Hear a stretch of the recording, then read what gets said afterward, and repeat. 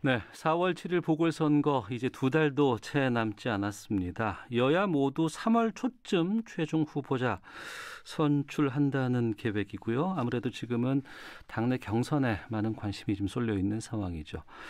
자, 오늘 시사본부 서울시장 보궐선거에 나섰습니다. 더불어민주당 박영선 예비후보 연결해서 말씀 나눠보겠습니다. 안녕하십니까? 네, 안녕하세요. 예, 1년 9개월간 중소벤처기업부 장관 지내셨고 내려와서 출마 선언하셨습니다. 출마 결정까지 좀 고민의 시간이 좀 많으셨던 것 같아요. 예. 그 당시에 중소벤처기업부에서 소상공인들을 위한 버팀목 자금을 준비하고 있어서 할 없이 좀 진행되도록 하는 것이 좀 중요했고요. 네. 또 한 가지는 그 백신이 이제 들어오게 되면 백신을 맞을 수 있도록 하는 주사기 이제 생산 문제가 굉장히 긴박했었는데요. 이 주사기 중에도 그냥 일반 주사기 말고 10사람 맞을 거를 12사람 맞을 수 있도록 하는 지금 미국 바이든 행정부가 찾고 있는 주사기, 그러니까 주사기입니다. 그러니까 이걸 일명 쥐어짜기 주사기라고 하는데요. 주사기의 잔량이 하나도 남지 않도록 그 백신을 생산하는 회사 입장에서는 20%의 자동 증산 효과가 있고요. 네. 우리나라 입장에서는 그만큼 속도감 있게 백신을 주사할 수 있는 그런 상황인데 이 주사기를 생산하는 곳이 대한민국에 딱 한 군데밖에 없었습니다. 전 세계에서요? 아니요. 다른 나라도 있긴 합니다. 근데 우리나라에서는 딱 한 군데. 그래서 이제 이분들의 생산량을 스마트 공장으로 월 1,000만 개씩 생산할 수 있도록 그것을 설득하고 또 그 채비를 해주는 일, 그것이 굉장히 그 당시에는 다급했던 일 중에 하나였습니다. 그 업무까지 마치고 나오시느라 고생이 좀 많으셨던 것 같네요. 네. 알겠습니다. 네. 자, 그러면 박영선 후보 표 공약부터 좀 여쭤보겠습니다. 대표적인 공약으로 내세우신 게 21분 컴팩트 도시 만들겠다 이렇게 하셨어요. 그렇습니다. 이게 어떤 뜻인 거예요? 21분 도시 서울인데요. 21분 안에 내 삶의 모든 것이 해결되는 도시. 그러니까 병원도 21분 안에, 또 출퇴근도 21분 안에, 아이들 통학도 21분 안에, 또 산책할 수 있는 곳도 21분 안에, 또 쇼핑도 21분 안에, 이런 개념입니다. 네. 이 개념은 이미 이제 9분 도시 바르셀로나, 또 15분 도시 파리에서 지금 현재 이것이 진행되고 있는데요. 9분 도시 바르셀로나는 사람이 걸을 수 있는 9분 정도의 거리를 블락을 만들어서 차를 못 들어가게 하고 그 도시를 운영을 해봤더니 탄소 배출량이 40% 이상 줄었더라. 이것이 굉장히 효과가 있고 또 하나는 상권이 살아나더라. 그래서 소상공인이 살만해지더라. 이런 결과가 있고요. 15분 도시 파리는 지금 파리의 여성시장 이달고 시장이 지금 이미 하고 있는 일인데요. 15분 동안에 자전거를 타고 파리 안에서 내 삶의 모든 것을 해결할 수 있는 파리를 만들겠다 이것입니다. 그래서 그 유명한 개선문에서 그 샹젤리제 거리가 도로 다이어트를 해서 그곳을 공원화하고 이제 이렇게 생태계를 만들겠다는 것이거든요. 그렇기 때문에 건강한 파리가 될 것이다. 이런 것인데요. 저는 도시의 기능 중에 이 도시의 건강한 삶을 책임지는 것이 바로 시장이 해야 될 일이다라고 생각을 해서요. 서울은 과연 몇 분 도시가 가장 현실적일까를 고민하다 21분 도시로 했습니다. 왜냐하면 서울의 면적이 파리보다 한 5.6배 정도 됩니다. 그리고 인구도 5배가 많고요. 그래서 15분 도시로는 좀 현실감이 없고요. 이 21분 도시는 사람이 걸으면 한 2km 정도 걸을 수 있고요. 그 자전거를 타거나 걷거나 킥보드를 타거나 아니면 유교통으로 21분 안에 모든 것이 해결되는 그런 도시. 이렇게 되면 서울의 삶의 질이 굉장히 향상될 것이다. 이렇게 생각을 하는데요. 제가 예상했던 것보다 서울 시민들의 호응이 굉장히 좋습니다. 그러면 지금의 서울에서 어떻게 바꿔야지 이게 21분 안에 모든 걸 다 할 수 있습니까? 지금 서울에 그러니까 21분 안에 원을 그리면은요. 21개가 나옵니다.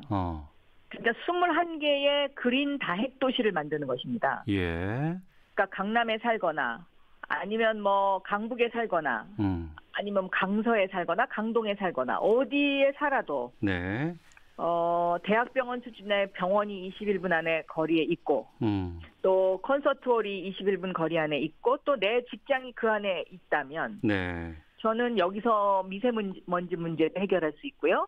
탄소 배출 문제도 해결할 수 있고요. 그것뿐만이 아니라 아마 삶의 질이 달라질 것입니다. 그래서 저녁이 있는 삶, 왜냐하면 출퇴근 시간이 그만큼 줄어드니까요. 예. 네, 이런 것들을 생각해 볼 수 있는데 결국은 21분 도시는 탄소 제로로 가는 서울시의 큰 걸음이 될 것이라고 저는 생각하고요. 이 시대를 관통하는 6글자, 그러니까 아날로그 시대에서 디지털 시대로 바뀌는 이때에 무엇을 해야 되느냐. 네. 저는 바로 서울시 대전환 21분 도시를 만들어야 된다. 이렇게 알겠습니다. 생각을 하고 있습니다. 예. 네. 아무래도 지금 서울시장 관련해서는 부동산도 상당히 큰 이슈로 좀 떠오르고 있는데 후보자마다 이 부동산 관련된 대책들 공약들 내놓고 있습니다. 네. 박영선 후보께서는 반값 아파트 공약을 내놓으셨더라고요. 예. 소개해 주시죠. 제 부동산 공약도 이제 이 21분 도시와 맥을 같이 합니다. 그러니까 지금 서울의 부동산은 강남 집중화 현상에서 비롯된 것이 상당히 많은데요. 예. 이것을 21개 그린 다핵 도시로 분산을 시키게 되면 부동산 값도 어느 정도 첫째 안정을 꾀할 것이다. 이렇게 생각이 되고요. 특히 이제 그 무주택자를 대상으로 해서 반값 아파트, 그러니까 평당 1,000만 원 수준의 아파트를 공급을 하게 되면 네. 저는 상당히 서울의 주거 문제가 해결된다라고 보고 있습니다. 네. 그런데 어떻게 그럼 평당 1,000만 원에 이것을 공급하냐. 국유지, 시유지에 토지 임대부 방식을 도입하면 됩니다. 네. 토지는 국가가 소유하거나 시가 소유한 것인데요. 네. 보통 아파트 값이 땅값 때문에 이제 이것이 많이 올라가지 않습니까? 예. 건설비는 거의 비슷하고요. 그래서 저는 이런 공약을 내놨는데 이것이 지금 굉장히 호응이 크고요. 네. 또 하나는 이것을 하면서 이제 제가 21분 도시의 심볼로 수직 정원 등대를 만들려고 합니다. 수직 정원 등대에 나무를 심어서 나무를 옆으로 수평적으로 심는 것이 아니라 이제 수직 빌딩을 타고 올라가면서 심는 거죠. 예. 거기를 산책할 수 있게 하고 그리고 그 안에를 1인 가구나 2인 가구 정도의 집을 그 안에 짓고요. 도 좋고요. 또 스마트 팜을 만들어서 네. 내가 먹는 야채는 내가 심어서 키우는 즐거움을 드리는 도시농부의 즐거움도 드리게 되면 네. 서울시의 그런 어떤 삶의 행태가 완전히 바뀔 수 있다 이렇게 생각하고 있습니다. 알겠습니다. 그런데 지금 뭐 여러 후보자들 다 마찬가지입니다만 지금 이 선거 앞두고 이렇게 장밋빛 공약 많이 내놓는 거 아니냐, 좀 실현 가능성 높지 않다, 뭐 이런 지적도 나오는데 이런 시선에 대해서는 어떻게 보고 계시는지요? 저는 지금 서울이 미래 100년의 좌표를 찍어야 할 때입니다. 지난 100년 전에는요. 뉴욕시 같은 경우에 조닝을 설치했습니다. 왜 조닝을 설치하게 됐냐면 네. 마차에서 자동차로 사회가 바뀌지 않았습니까? 예. 그리고 그 당시에는 스페인 독감이 유행했고요. 그렇기 때문에 도시 자체가 도로 중심의 자동차 중심의 도시가 된 것이죠. 네. 근데 그런 지난 100년 동안의 표준이 바로 뉴욕시입니다. 이게 표준을 제시한 것인데요. 예. 저는 지금 이런 어떤 아날로그에서 디지털로 바뀌는, 그러니까 대면 시대에서 비대면 시대로 바뀌는, 더군다나 코로나19라는 대재앙이 왔을 때 앞으로 미래 100년을 이끌어갈 세계의 도시의 표준을 만들어야 되는데요. 네. 지금 미래의 좌표를 어떻게 찍느냐에 따라서 서울의 위상이 완전히 달라질 수 있습니다. 네. 그런데 제가 내놓은 이 21분 도시, 그린 다핵 도시, 수직 정원, 이 개념을 만들어서 서울이 이것을 보여준다면 네. 아마도 전 세계 도시들이 이것을 표준으로 삼아서 우리가 이것을 선도할 수 있지 않을까 이렇게 생각하고 있습니다. 예. 자, 그리고 선거운동 이제 뭐 여러 지역 다니시면서 유권자들도 만나실 것 같습니다. 아무래도 지금 코로나19 때문에 소상공인들의 피해 상당히 좀 크고 여기에 대한 대책도 필요해 보이는데 다녀보시니까 뭐라고들 말씀하시던가요? 아이고, 다들 너무 힘들어하시죠. 근데 지난 1년 동안 너무 잘 버텨주셨고요. 네. 정부가 뭐 충분하진 않습니다만은 1차 재난지원금 또 새희망 자금, 버팀목 자금을 주신 거에 대해서 굉장히 감사하게 생각을 하고 계시더라고요. 예. 그런데 저는 이러한 그 대재앙과 그다음에 아날로그에서 디지털 세계로 바뀌는 이러한 상황에서 그럼 우리가 서울시가 소상공인들을 위해서 무엇을 해드려야 되느냐. 저는 구독경제를 만들어가야 된다고 생각합니다. 이 구독경제 생태계를 만들어가야 되는데요. 구독경제요? 네. 구독경제 말이 조금 어렵게 들리실 수 있는데 예. 예를 들면 신문을 구독하듯이 또 아침에 우유를 배달해서 매일 받아 먹듯이 그렇게 생태계를 만들어 드리는 거죠. 예. 다시 말하면 디지털 단골 가게를 만들어 드리는 겁니다. 네. 그래서 한 가정에서 나는 한 달에 2번 정도 꽃 배달을 좀 받고 싶다. 한 달에 10,000원을 내겠다. 예. 네? 이렇게 되면 그 꽃가게에는 일정한 수입이 생기고 그리고 소비자 입장에서는 싼 값에 꽃을 받아서 집에다가 이렇게 할 수 있고요. 예. 또 나는 좀 독거노인 같으신 분의 어르신들이요. 매일 똑같은 밥 먹는 거 너무 힘들어서 그래도 일주일에 한 번 정도는 좀 특별한 음식을 먹고 싶다. 네. 그랬을 때 뭐 예를 들면 한 달에 뭐 한 3만 원, 뭐 이렇게 이제 2만 원 뭐 계약을 하는 겁니다. 어느 식당하고 네. 입맛에 맞는. 그래서 그 식당에서 그 특별한 음식을 일주일에 한 번 정도 배달을 해드리는 거죠. 네. 이런 식의 이제 그 구독 경제 체제가 시스템이 만들어지면요. 소상공인들 입장에서는 이런 대재앙이 와도 일정하게 매출을 안정적으로 가져가실 수 있기 때문에 네네. 저는 상당히 도움이 되실 거다. 이 시스템을 만들어 드리는 것을 서울시가 앞장서서 해야 된다. 이렇게 생각합니다. 예. 지금 코로나19 관련된 지원금에 대한 여러 가지 시각들이 있습니다. 그 장관하시면서 정부 부처를 맡고 계셨을 때와 또 지자체 장으로 이것을 보는 시점은 좀 다르지 않을까 싶기도 한데 선별이다, 뭐 보편이다 여러 가지 논란들 많습니다. 이 지원금은 어떻게 해야 된다고 보세요? 요즘 이제 이 빅데이터 시대이지 않습니까? 네. 그래서 데이터를 보고 결정하면 되는데요. 소상공인의 매출이 60% 아래로 떨어지면 이거는 보편적 지급을 해야 되고요. 예. 작년 1년 전에 1차 재난지원금이 됐을 때하고 마찬가지입니다. 그 당시에 거의 한 60%까지 떨어졌거든요. 60%, 50%까지. 네. 그런데 1차 재난지원금이 지급이 되니까 거의 한 달 만에 80에서 85%까지 회복이 됐습니다. 네. 그런 것은 이것이 마중물 역할을 했다는 것을 입증하는 것이고요. 그리고 나서 이제 대한민국 동행세일을 하니까 95%까지 6월, 7월 달에 회복이 됐거든요. 예.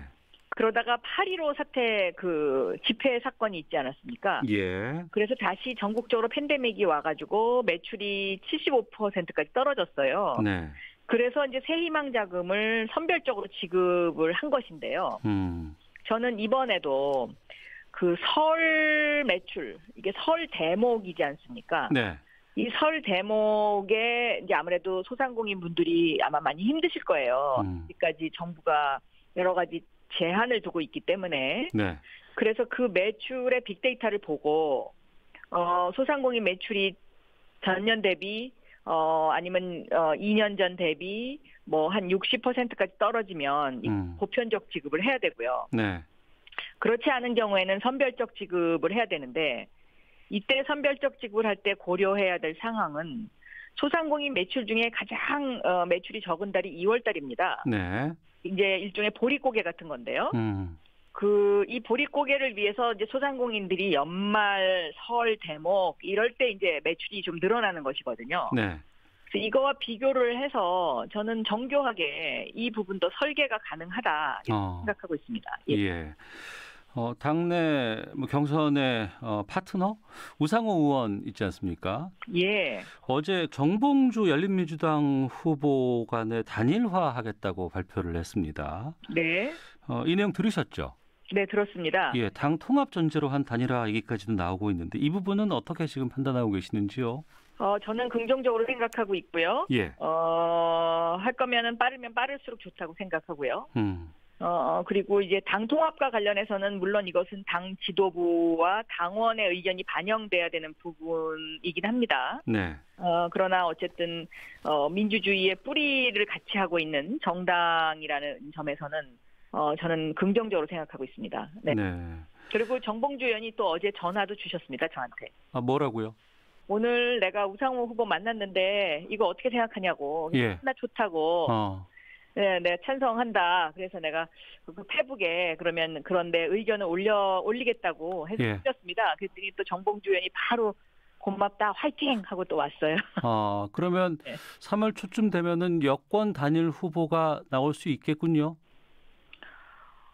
예. 저는 뭐 이렇게 그것은 뭐 그렇게 힘든 일은 아니다라고 생각하고 있고, 야권의 단일화하고 이것은 좀 완전히 상황이 다른 거죠. 예. 왜냐하면 이것은 민주주의의 뿌리를 같이 하는 정당이 하는 것이니까요. 그런 거는 일종의 이제 권력을 누가 갖느냐의 문제로 하는 단일화이기 때문에 그것이 가치적 측면에서는 글쎄요. 저는 그 단일화가 얼마나 지속 가능할지 그것은 잘 모르겠습니다. 알겠습니다. 그러면 야권의 단일화 상황에 대해서는 어떻게 전망하십니까? 단일화가 될 것으로 보시는지요? 아니면은 저는 이 부분에 관해서는 뭐 생각을 많이 안 해봤습니다. 또 관심을 두지 않고 있습니다.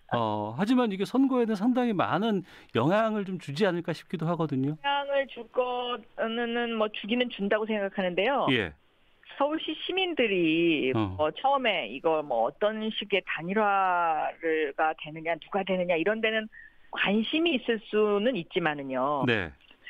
서울시장을 이런 식으로 어떤 게임의 형태로 해서 후보를 뽑는 것에 대해서는 네. 조금 한 번 더 생각하시면은 이것이 과연 바람직하냐. 생각이 다른 사람들이 모여서 단일화를 해서 그것이 과연 앞으로 서울시 시정을 제대로 이끌어갈 수 있을 것이냐. 네. 그리고 서울을 이렇게 정쟁의 대상으로 삼아도 되는 것이냐. 이런 부분에 대해서는 틀림없이 서울 시민들께서 저는 비판적 여론도 상당히 있다라고 생각합니다. 네, 그 말씀은 야권의 단일화 후보가 결정이 되든 아니면은 뭐 3자 구도가 됐건 간에 상관없이 유리함 유지할 수 있다 이렇게 좀 이해를 해도 되겠습니까? 그거라기보단 저 박영선이 그리는 서울의 미래를 서울 시민과 공감하는 것, 그리고 거기에서 어떤 그 서울 시민들의 신뢰와 지지를 얻어내는 것, 네. 이것이 더 중요하다 저는 생각합니다. 네. 알겠습니다. 네. 2달도 채 남질 않았습니다. 끝으로 어떤 계획 세우고 계신지 한 말씀 좀 해주시죠. 네, 이제 바야흐로 서울에도 봄이 오고 있는데요.